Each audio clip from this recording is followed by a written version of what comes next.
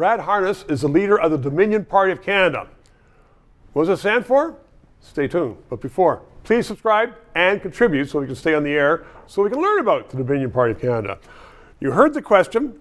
Tell the audience. Like you said before, it's representative democracy, but like, what do you stand for? Bigger Navy or capital punishment? Let's put it this way: think blue liberal, think red Tory.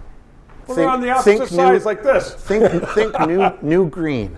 All of that mixed together.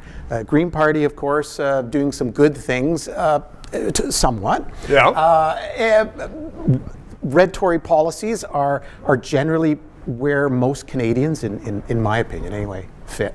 Well, red Tory, blue liberal, sort of towards the middle. So are you then a party of the middle?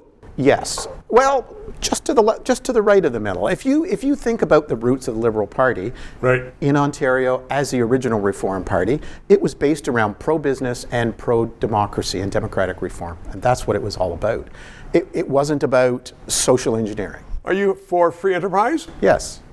Are you for? It's a big deal coming up these days because it's my personal view that one of the big challenges the next few years is to have less government or get governments, yes, a jackboot off your neck.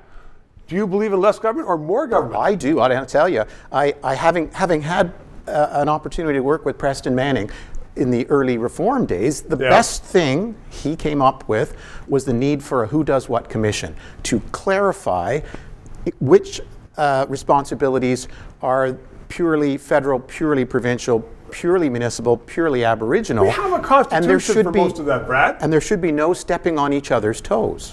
First of all, if you had a commission to try to decide that, you and I would be dust in the ground before it came around with an answer. And secondly, if you got an answer, not everybody's going to agree to it. Well, some might not agree with it, but let's face it, healthcare is not a federal issue. Dental care is not a federal issue. Right. Education, not a federal issue. That doesn't stop the feds. Defense or the war in Gaza, not a provincial issue. Drug injection sites, not a federal issue. Should be nobody's issue.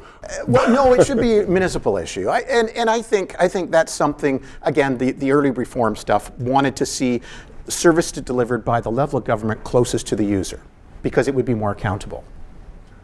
Okay, let's talk about accountability then. You're the leader of the Dominion Party. It just occurs to me, were you elected? I was not elected in this role. This is a founding role, and the intent coming up is to have a founding summit in the later this year, and we have some large name people who we are going to seek their interest in taking on the leadership role of the Dominion Party. Sounds like the founding fathers of the United States, the Federalist Papers, all kinds of stuff. They weren't elected by anybody. Good for you though, Brad. Thank you very much. 3 minutes. This show provides independent analysis of the issues. We are not paid by the government. And as I am finding, so much business in Canada relies upon various governments that they don't want to sponsor or advertise on a show which may become controversial, which talks about liberty, freedoms, sometimes criticizes government. I've had guests on that support the government. But people are saying, you know what?